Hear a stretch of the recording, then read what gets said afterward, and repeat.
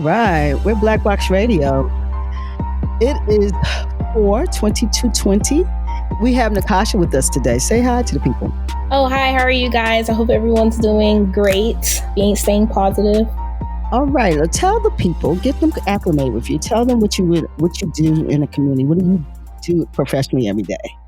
Professionally every day, I am a student and worker that lives in DC. I currently am a peer mentor for Common App, so I help approximately 6,000 students navigate through their college experience virtually. I'm also very into community organizing, so I'm a community member of Empower DC that does a lot of work, specifically currently with the comprehension plan, with zoning laws, amongst other things that I really enjoy doing. Then the community, just staying engaged. So you said students, so give us a little context on that, like particularly what school, where you are in school, and what you're studying.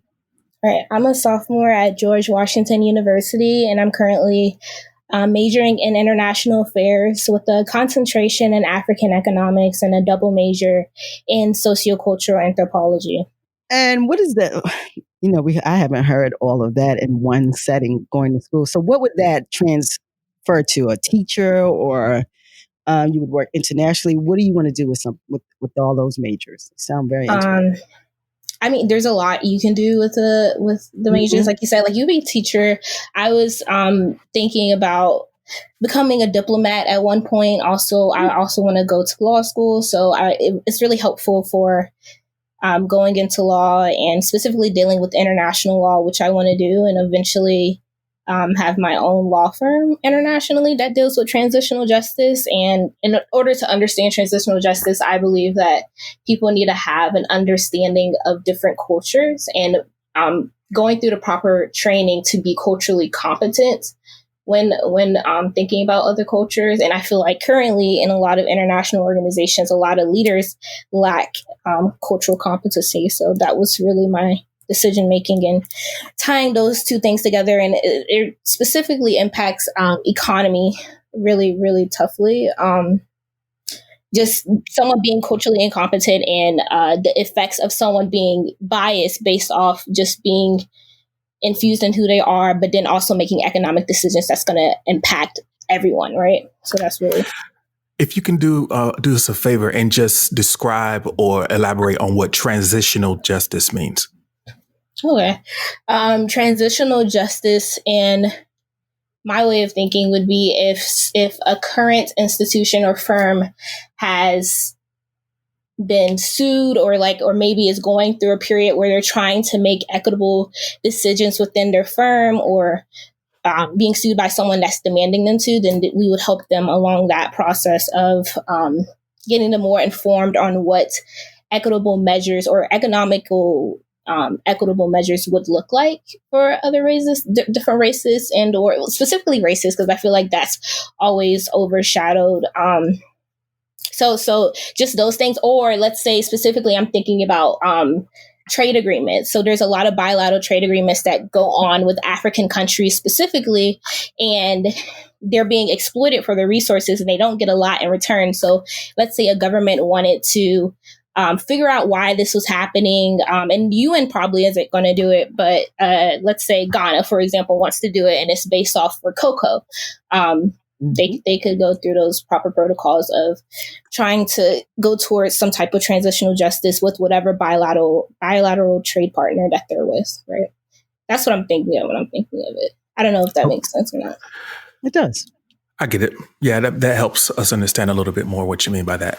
And in African nations, what you're saying, because they are being exploited Africa is being exploited for its resources. So transitional justice would play a heavy part because they can, because a lot of these colonial laws and colonial agreements that they've been in for years, they need to be dispelled. Exactly. So that definitely makes sense. And but I didn't know how to go about that. But now I see you have to do the international stuff. Okay, got it. All right. So for COVID-19, in your life? How has it affected? Of course, you're a student. You say you're in a community, but you're virtually doing 6,000 students. So that's not really an intimate movement, but you're in a community. You are a student. School is shut down. How are you feeling about that part of your life? I think it was a shocking transition to go about, just because as students, like we already pay an upfront cost for our education, and just the whole abrupt, like, oh, we're not going to bring you back, and then this is like the stated refund that you may get for staying home. It was very abrupt, and it was just very like concerning, because it just almost made it seem like the school didn't really go through the proper protocol to go to virtual online classes, really, but they just tried to make it that transition. And it's like, at some point, I think as students, we have the duty to question, I guess the integrity and or the quality of our education, right? I just felt like most universities weren't ready for that transition. So I feel like it should have been halted or thought about more. But aside from that, like, I also, like, a lot of my stuff were left in my dorm, and I live in DC. I go to school in DC, and they wouldn't allow me to get my things from my dorm. And they probably did that to so many other people, and then said that they were going to ship our belongings and never shipped them. So there's so many, like, little small things I go into that has been, like, very disruptive, because, like, that doesn't allow you to have access to certain school supplies or clothes or, like, medications, like, so many different things. So it's just been very disruptive. Everything's been abrupt. Like, everything, the government said shut everything down. Everything was shut down as soon as we closed our eyes and then opened it back up. So, I mean, I've heard the same thing from other people who are particularly in university. They're saying the same thing. I haven't heard that it was so abrupt, whereas you can, well, I did hear you can get your things, but you're saying a casual problems. You're saying the application of the distance learning was not a good transition. Am I hearing that? Like, oh yeah, the online classes have not been a great transition. Some of my professors have said, like, I'll just give you the A, which is great, cool. I don't have to stress about it. But then other professors have been like, well, I know that I'm giving you a lot of content, like something like economics, right? And it's a lot of heavy content, and then you have to, like, really go slow to understand it and have people guide you through it, because that's a whole nother way of thinking. That's not normal. It's not a normal way of thinking. It's kind of like a greedful way of thinking. So you need people to, like, walk you through the process, and they kind of took that away. So now we have the whole option of pass and fail. So it's like, if you get the information by yourself, great.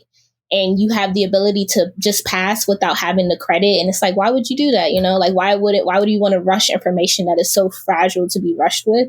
And I think in that sense, it kind of takes away the quality of our education.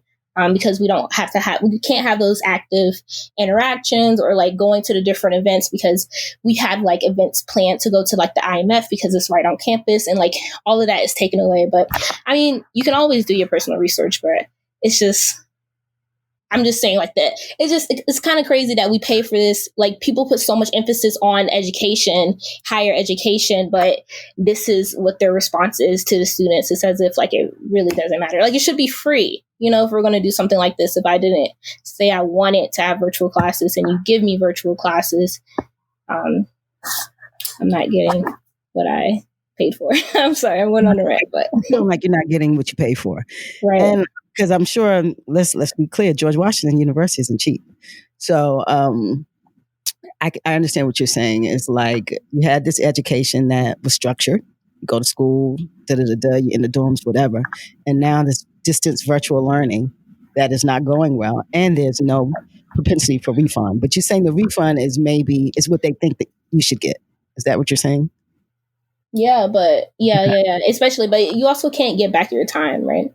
And then not only that, but it just goes into the quality of education, because most of the education, especially at PWIs, are already, like, really, really biased. So it's like, on top of the education that we're getting to be biased and we're not able to ask direct questions, it's like, and we're trying to transition to virtual learning without an actual set plan. So it was really, like, up in the air what the professors were going to do. Are we going to do Zoom calls, or are we just going to, like, check in every 2-3 weeks? It's no structure. What are you doing? Are you doing Zoom? I mean, how is it structured? I have one Zoom class call that I go into is not mandatory, but I go into it. My econ is purely like me reading, going through problems.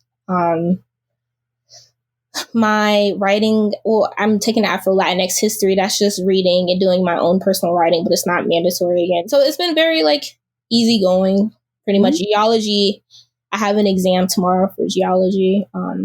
So the interaction, how do you interact with the professor? Is it, of course, it's via email, but you don't really have a one-on-one, or can you ask for a one-on-one to explain something? How's all of that? Yeah, sure. But some of my professors I haven't heard from since everything has happened. Some professors, like on the Zoom call, I can have engaging conversations with him, and I can email some professors, but sometimes you just don't pretty much get a response.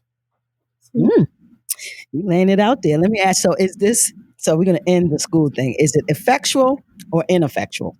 Ineffective or effective, your education at this point through COVID-19? I mean, I think that's a tricky question. I feel like it's I feel like the American education system in itself is ineffectual altogether, and the best education you can get is if you teach yourself.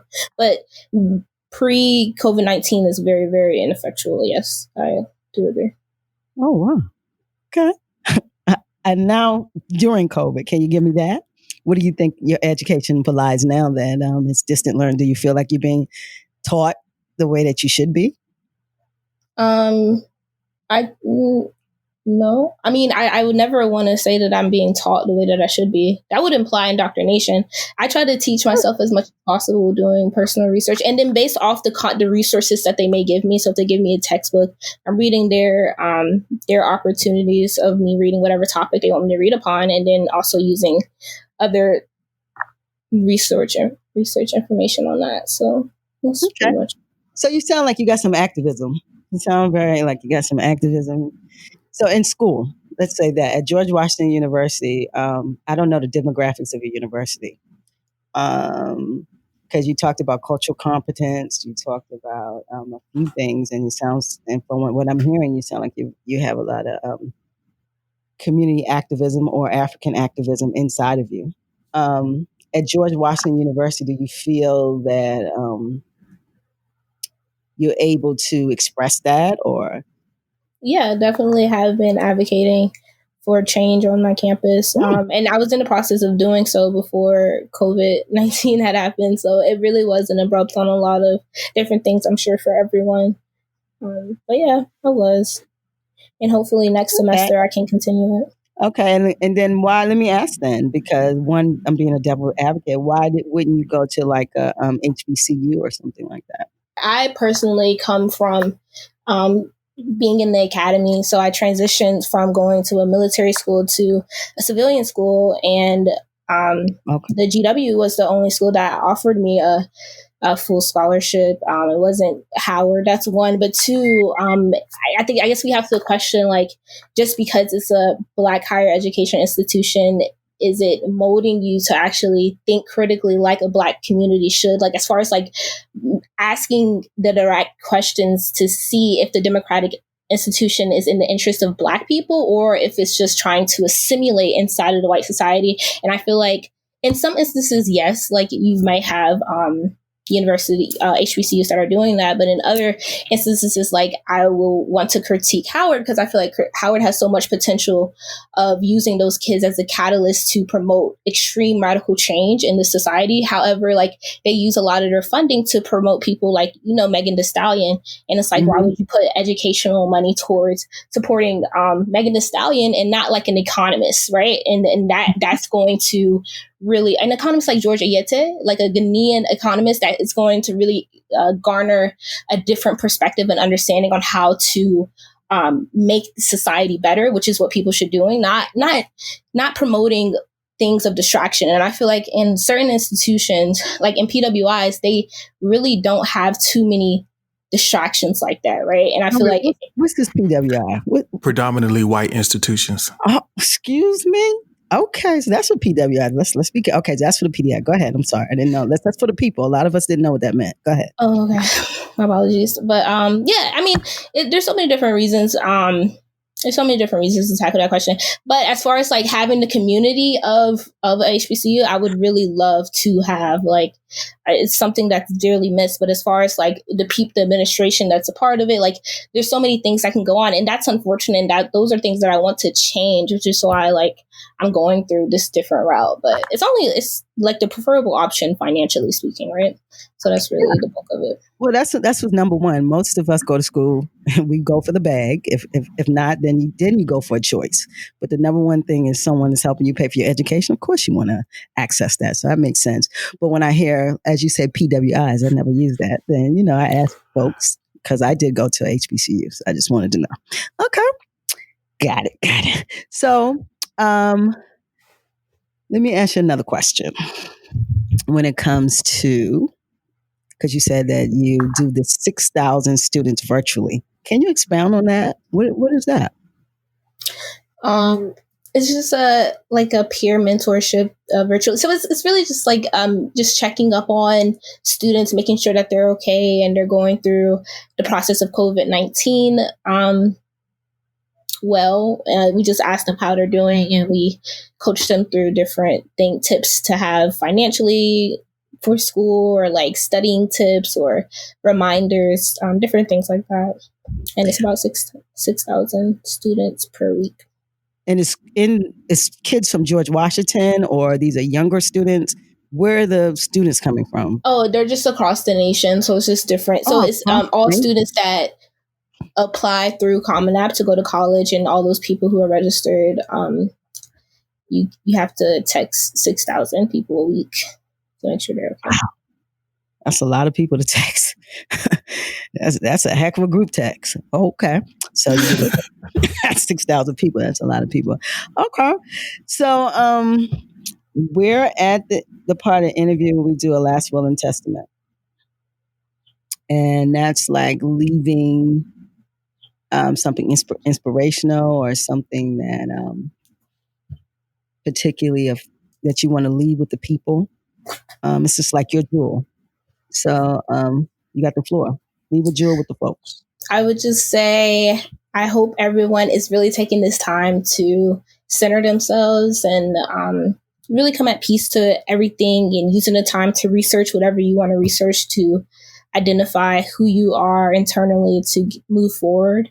I think this is a great opportunity to do so, and also reflecting on the world and just staying true to like history and identity, and trying to reclaim what your identity is in the context of the society. So kind of like trying to step away from social media a bit and just really just spend some time with self and family.